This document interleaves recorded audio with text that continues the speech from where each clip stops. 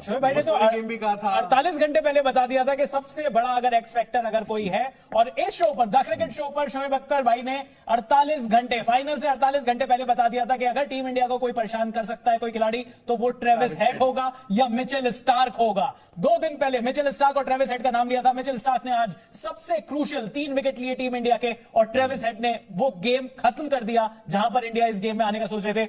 वो वेट कर रहा था कि 10 ओवर में गुजार दूं किस तरीके से, रो धो के जैसे भी। अभी वो जब निकलेंगे तो मैं अपना काम स्टार्ट करूंगा। वही बात हुई, विकेट का बिहेवियर चेंज हुआ जिसके उसके शॉट्स ऑन होना शुरू हुए।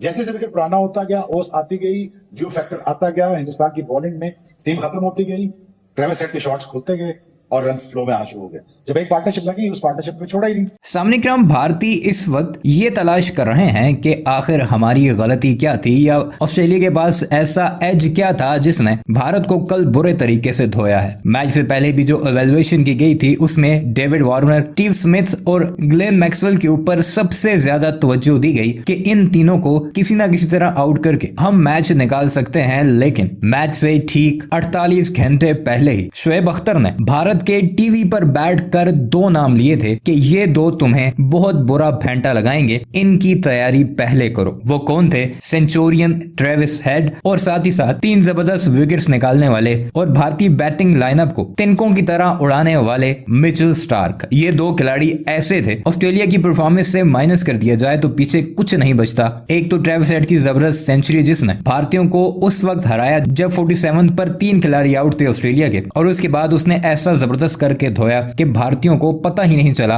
और जब 2 रन रहते थे तब जाकर चौथी विकेट ऑस्ट्रेलिया की गिरी। और दूसरा जो पहले बैटिंग की भारत ने उसको तबाह करने वाले और 240 तक महदूद करने वाले मिचेल स्टार्क, इन्हीं 2 का कहा था। और अब भारतीय मान रहे हैं कि हो ना हो हमारे पड़ोस में एनालिस्ट या फिर मैच कंडीशन को समझने वाले बड़े बड़े लोग मौजूद हैं, जिनमें एक नाम शोएब अख्तर का है। पकड़ी जा सकती थी जी। लेकिन वो कैच की तरफ ना जाना, ट्रेविस हेड के कैच का पहली बॉल पे, फिर उसको बड़ा लकीली वो बचता रहा। बेल्स के ऊपर से बॉल जा रही है, इधर से जा रही है, वहां से जा रही है, तो वो बचता रहा यार। उसका आप कुछ नहीं कर सकते।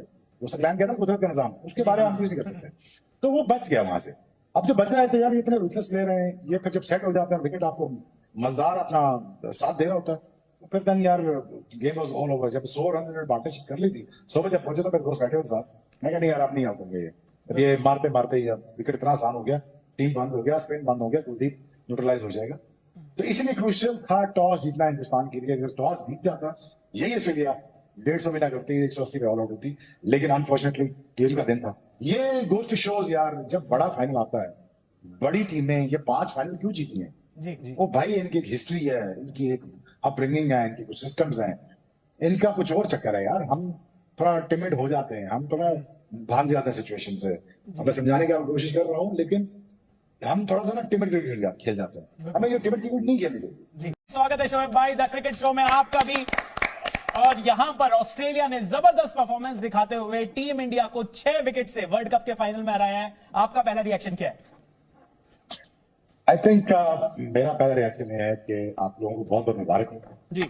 आप 10 जीत के 11वां जीत सके, और बहुत अच्छा खेले हिंदुस्तान, और बहुत मुबारकबाद की हकदार है कि हिंदुस्तान ने कैरेक्टर दिखाया, पैसा तो दिखाया, कैरेक्टर दिखाया, टीम बनाई, कप्तान बनाया, फिर आपने वो क्रिकेट खेली जिससे ये साबित हुआ कि आप कंटेंडर हैं वर्ल्ड कप जीतने के। लेकिन आखिरी मैच में वो शायद दलेरी नहीं दिखा सकते। दलेरी जिस मैं पिच में दिखानी चाहिए थी, दलेरी थोड़ी सी क्या हम खेलेंगे इसी खेलेंगे, वो नहीं दिखा सके। लेकिन कोई बात नहीं, lot to learn from this. लेकिन Hindustan thoroughly deserve a round of applause in terms of कि बहुत अच्छा खेले हैं टूर्नामेंट में। अगर कोई टीम इतना अच्छा खेल के और आखिरी का मैच में नहीं जीती तो मैं बिल्कुल बुरा नहीं मनाऊंगा, और मैं I lot to take home.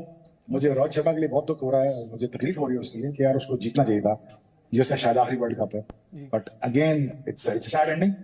But क्या खूबसूरत वर्ल्ड कप कराया आपने, क्या लार्ज नंबर में क्राउड आया, क्या आपने एंटरटेन किया पूरी दुनिया को। वेल डन इंडिया, बहुत अच्छे।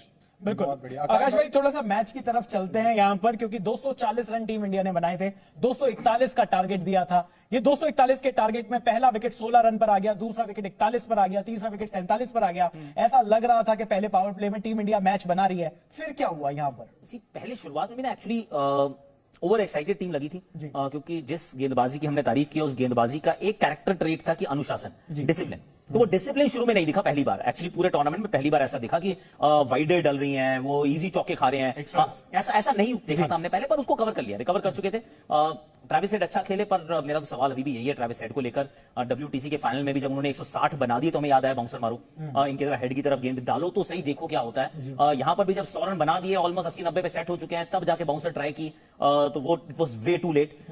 दूसरा ये बहाना नहीं है, पर पिच बदली थोड़ी सी, और वो थोड़ी सी बदलनी होती है कई बार, क्योंकि अगर आप देखें जिस तरीके से ऑस्ट्रेलिया गेंदबाजी कर रहा था, अब पढ़ने के बाद गेंद धीमा आ रहा था, आप उंगलियां फेर रहे थे, बैट पे अच्छे से नहीं आ रहा था, स्ट्रोक्स नहीं लग रहे थे, यहाँ पे ना तो बॉल टर्न हुई ना बॉल फंसी। अब जब ड्यू आती है तो जरूरी नहीं होता कि इतनी गीली हो जाए बॉल कि आप उसको पकड़ ना पाए, पर वो हल्की सी एक वो कहते हैं ना फिल्म बन जाती है, तो उससे ना पिच जो है वो जिसकी बात शोएब भी पहले कह रहे थे, भाई अंडर लाइट्स पिच थोड़ी बेहतर खेलती है यहाँ की, और वो बेटर खेली पिच, इसमें डाउट नहीं है, प्लेड बेटर, और थ्रू द लाइन शॉट्स मार सकते थे। और Travis Head out of the box question आ गया इसकी भी, शोएब भी कह रहे थे तुम कि ये ट्रेविस हेड चक्कर शोएब भाई ने तो गलत बात है, ये गलत बात है, ये मैं बिल्कुल निराश हो गया। शोएब भाई ने तो गेम भी कहा था, 48 घंटे पहले बता दिया था कि सबसे बड़ा अगर एक्स फैक्टर अगर कोई है, और इस शो पर द क्रिकेट शो पर शोएब अख्तर भाई ने 48 घंटे, फाइनल से 48 घंटे पहले बता दिया था कि अगर टीम इंडिया को कोई परेशान कर सकता है कोई खिलाड़ी, तो वो ट्रेविस हेड होगा या मिचेल स्टार्क होगा। 2 दिन पहले मिचेल स्टार्क और ट्रेविस हेड का नाम लिया था। मिचेल स्टार्क ने आज सबसे क्रूशियल 3 विकेट लिए टीम इंडिया के, और ट्रेविस हेड ने वो गेम खत्म कर दिया जहां पर इंडिया इस गेम में आने का सोच रहे थे।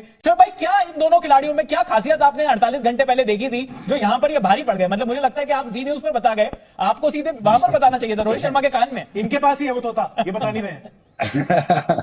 नहीं यार, मुझे वेलिंग्स की इनिंग्स देखी थी सेमीफाइनल में, वो छोटी कट्टे अच्छी मारता है, छोटी बैट के, और अच्छे छोटे छोटे ड्राइव मारता है, लेकिन शामी के आगे वो रो पड़ा था।